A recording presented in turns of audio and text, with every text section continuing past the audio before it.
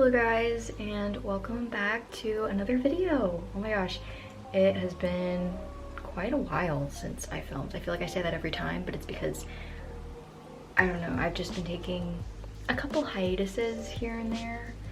I've been working through a lot, mentally, emotionally, physically, and I figured why not just do a Q&A. This was supposed to be a paint with me Q&A, but I've honestly been so busy with spring semester because spring semester for me started like earlier last week, and I've just been so busy like catching up with classes and stuff that I haven't really had time to sit down and sketch something out to paint.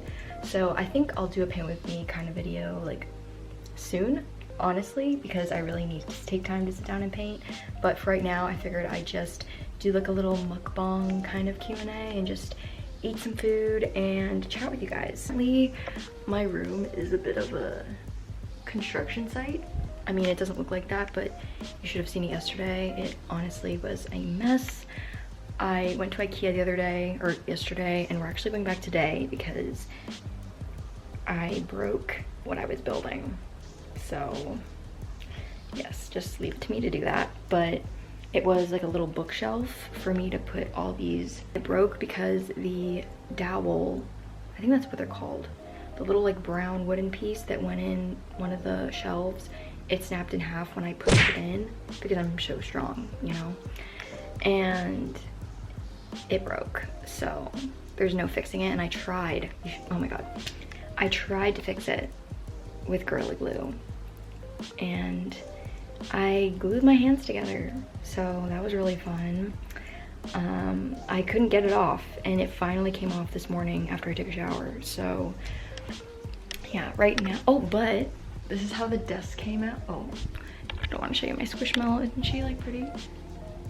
But my desk is all finished. It has like really nice drawers, and I want to get now the like a little desk pad for my, like to put my all my stuff on. And then I also wanted to get a little, I don't know, I'll show you a picture like right here, but it's kind of like a laptop raising thing, so it'll like raise the laptop so you're not like hunched over like typing and stuff. And then I was also gonna maybe get a Bluetooth keyboard. I don't know, I'm kind of going ham on everything because I just get really excited when it comes to organizing and like doing new things. So figured I'm gonna go downstairs, get my lunch. Today we are making the classic, because I had leftovers, but we are making the classic Korean barbecue tofu or sticky sesame tofu rice bowls. All I do is I just add some brown rice, the sticky sesame tofu, which I'll add the recipe in the description box, and then I also have some Japanese sweet potatoes, obviously, some seaweed, and some gochujang and avocado. So we're gonna go downstairs, make that, and then I'm gonna come back and answer some of your guys' questions.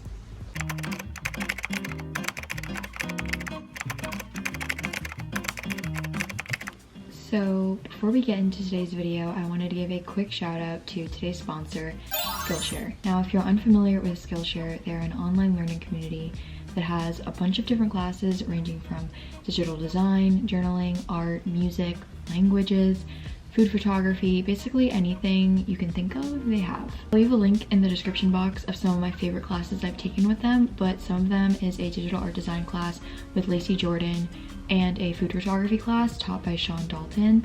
And both of those I really took away a lot. I learned a lot. I'm someone that really likes to immerse myself in new things, try new things out, and just like explore my creativity. So that's something I really love about Skillshare, is there's always something new to learn. And that's another thing, they also are always updating their courses, so there's almost always something for you to do, whether you finish a class or you're looking for something new. And they also have no ads, meaning you'll be able to focus on your classes without any distractions. Skillshare has also been kind enough to offer the first 1,000 of you to click the link in the description a free 1-month subscription of their Skillshare membership. So definitely check that out if you're interested. But thank you again, Skillshare, for sponsoring this video. And without further ado, let's get back into it.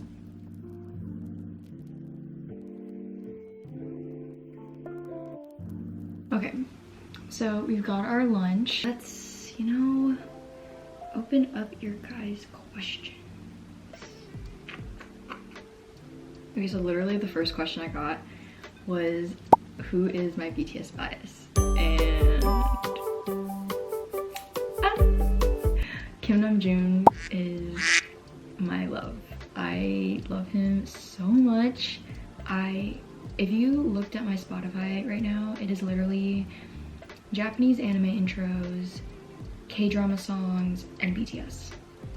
And a little bit of maybe classical music here and there, but like, that's literally all I listen to now. And I don't regret it one bit. It's literally amazing.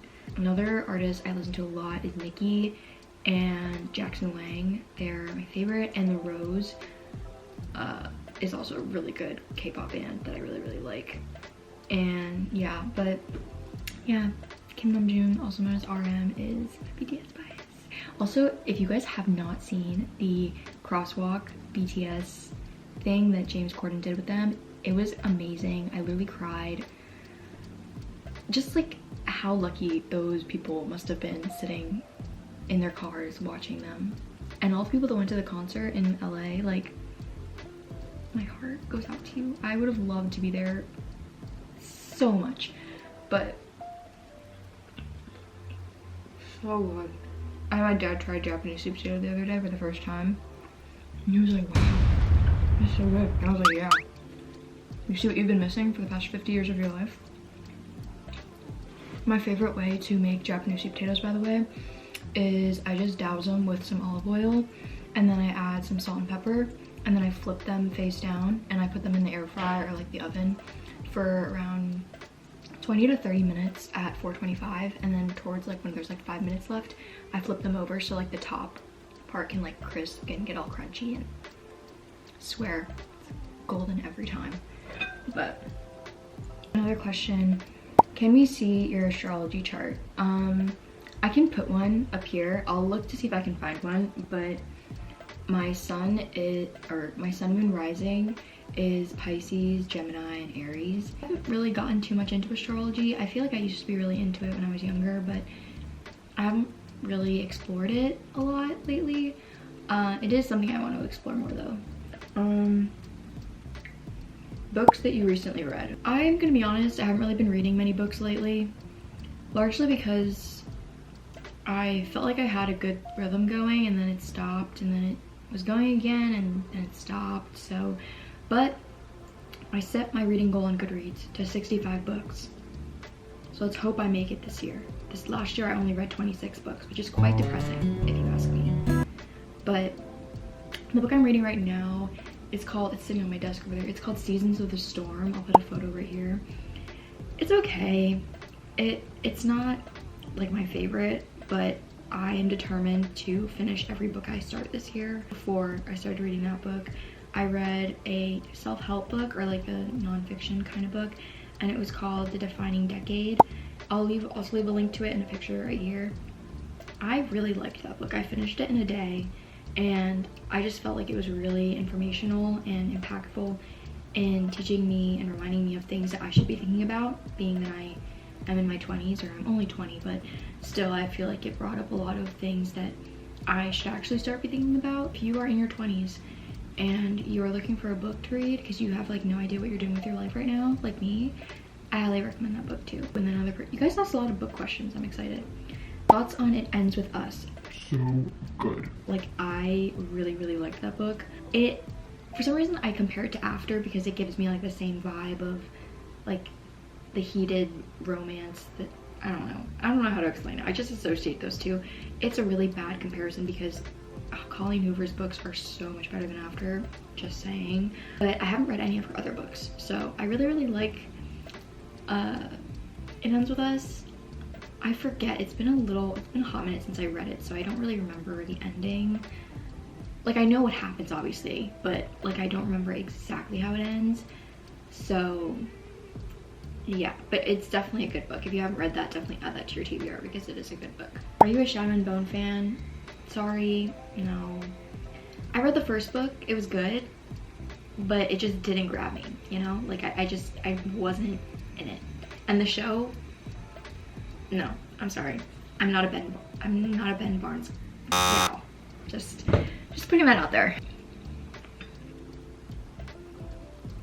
next question is a childhood memory you cherish. And I have quite a few, but I'd say the one that I go back to a lot is when I was younger. My mom had work, obviously my dad had work, so my grandmother would come every day and babysit us. And I have 2 other siblings, so a younger sister and a younger brother, and we're all 15 months apart from each other, so we're like boom, boom, boom. So we're all kind of like relative in age.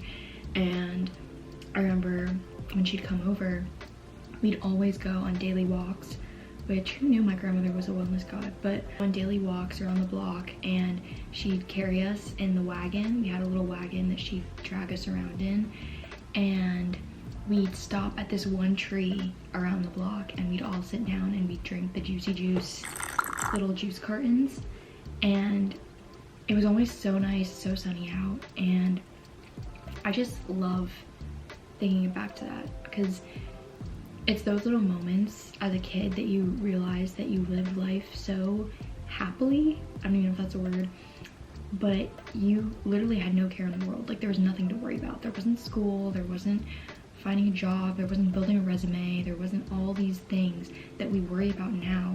Like, you literally just found happiness in just being. And I think that's something that I forget sometimes, is sometimes I find myself chasing happiness, whether it be in being productive, accomplishing a goal, like doing all these things, and then I just realize, and I look back on when I was younger, I was happy just being. Like, I had no motive to do something in order to feel a certain way. I just was. And I think that's something that I also really want to connect back to this year, but it's definitely, that's one of the biggest memories I think I look back on a lot, and just being at my grandparents' house in general. Since when I was growing up, we spent a lot of time at my grandparents' house. Next question is, how is your relationship with food and body right now, and recovery update? So I feel like this has been a long-waited question. I've been meaning to update you guys, honestly, but we've been so estranged, I haven't done it yet. But I feel like my relationship with food and my body has been okay. I'm not gonna come out and say that it's been the best it's ever been in my entire life, because that is a complete lie. But I was watching Anna Archer the other day on YouTube, and she brought up a really good point that I hadn't really thought of in a while, or never thought to think of. But basically what she said was how when she was in recovery, she thought she was farther along than she actually was, because especially during quarantine, I felt like it was easy for me to assume that I had come so far in my recovery, because I wasn't able to be exposed to things that used to give me anxiety. For example, being out in social situations, going out to restaurants, all those things I never really experienced during COVID. So I was mostly at home all the time, cooking my own food, getting my own groceries, all those kinds of things. And now that like things have opened up again, and I haven't really been to many social occasions, I have been to restaurants and stuff, but it just kind of reminded me that like there is some things that I still want to work on, such as like giving up freedom and like cooking, and not feeling the need to like cook my own food all the time, letting other people cook for me. But that also extends to other things. Like, I'm the kind of person that wants to do everything themselves. I don't really like giving burdens to other people or making other people do things for me. So I guess another thing I'd want to work on in my own recovery health journey is just giving up that control and letting other people do things. So, and it also goes with a quote I read, another book I had read recently, which is Untamed by Glennon Doyle. One of my favorite books, and I actually started reading it because I saw Linda Sun had read it, and she said it's one of her favorite books. So I was like, girl, I need to read this. And I read it, and it was so good. I also finished that one pretty quickly, and I also wrote some quotes in my notes. And one of my favorite ones is, we can only control what we don't trust. We can either control ourselves or love ourselves, but we can't do both. Love is the opposite of control. Love demands trust. It's kind of reminded me that there's been multiple times in my life, especially recently, where I've felt pressured to control myself, whether it be through food, exercise, my body, my own mental health, my talk, and giving up control it